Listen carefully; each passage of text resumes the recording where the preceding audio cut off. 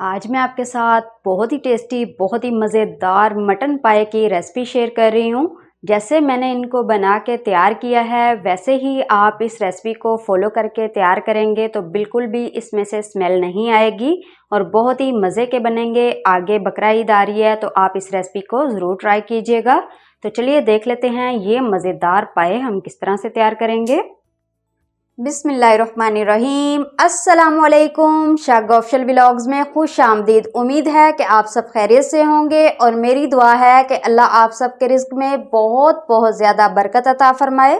Channel को अभी तक आपने सब्सक्राइब नहीं किया तो सब्सक्राइब कर लें, साथ ही बेल आइकन को प्रेस कर लें। इससे मेरी हर नए आने वाली वीडियो का नोटिफिकेशन आपको सबसे पहले मिलेगा।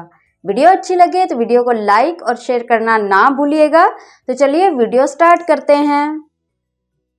सबसे पहले मैंने यहाँ पे 4 पाए लिए हैं बकरे के। इनको मैंने अच्छे से धो लिया है। अब हम इनको रखेंगे साइड पे।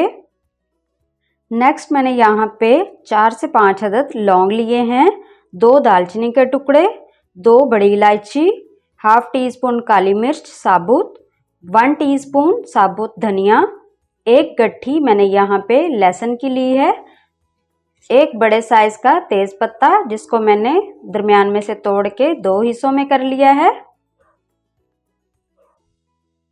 नेक्स्ट मैंने यहाँ पे पतीली ली है, इसमें मैं ऐड करूंगी पाए, खड़े मसाले,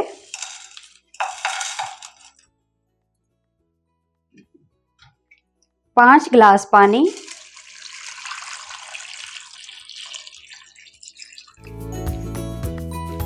अब 10 मिनट के लिए हाई फ्लेम पे रखेंगे जब तक इसमें बॉईल नहीं आ जाता।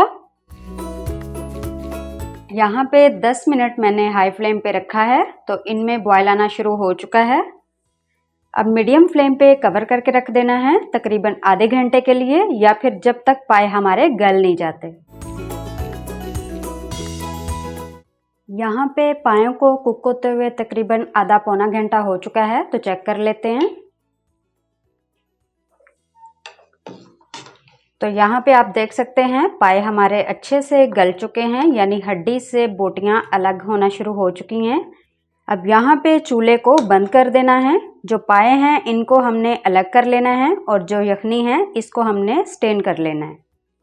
अब यहाँ पर मैंने फिर से पतीली ली है, इसमें मैं ऐड करूँगी हाफ कप घी। आप ऑयल भी ऐड कर सकते हैं। यहाँ पे घी गर्म हो चुका है, इसमें मैं शामिल करूंगी 1 दरमियाने साइज का प्याज जिसको मैंने स्लाइस में कट कर लिया है।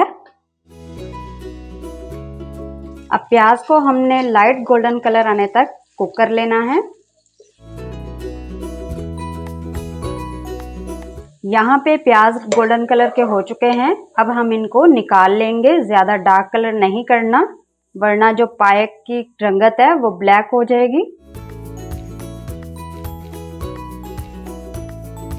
अब वापस से जिसमें हमने प्याज को फ्राई किया है इसी घी में मैं शामिल करूंगी अदरक का पेस्ट हाफ टेबल स्पून, लहसुन का पेस्ट हाफ टेबल स्पून, हरी मिर्च का पेस्ट हाफ टेबल स्पून।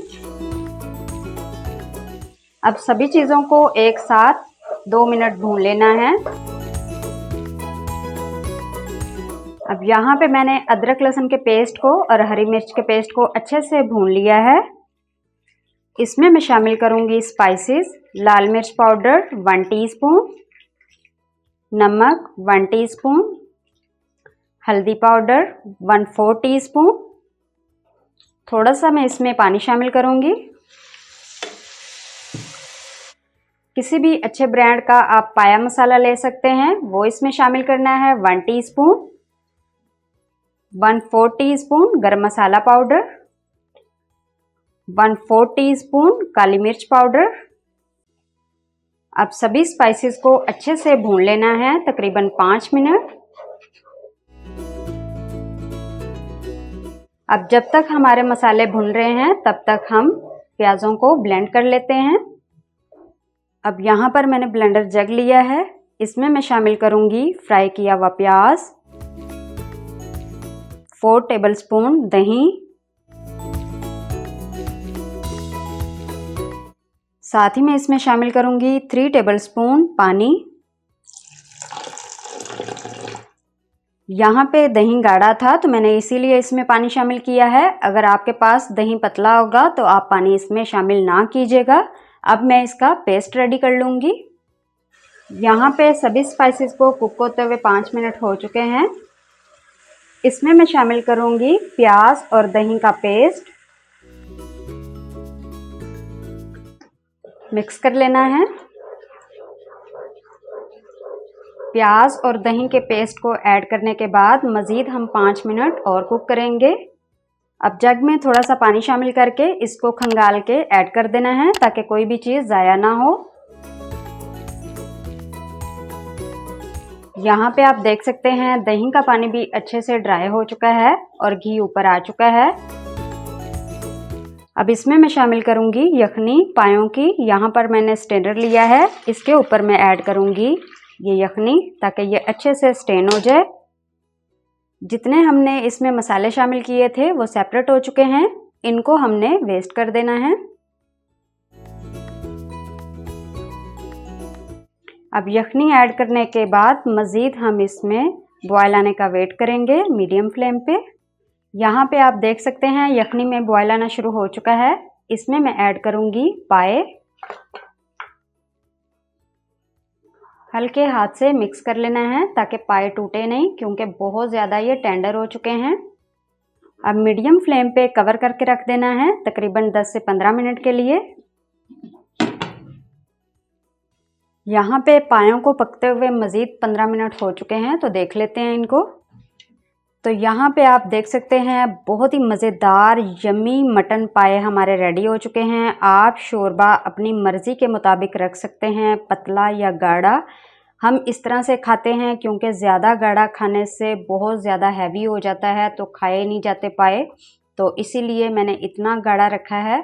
आप अगर मज़ीद गाढ़ा करना चाहते हो तो कर सकते हैं, ठंडा होने के बाद ये और गाढ़ा हो जाएगा। तो अब मैं इनको डिश आउट कर लेती हूँ।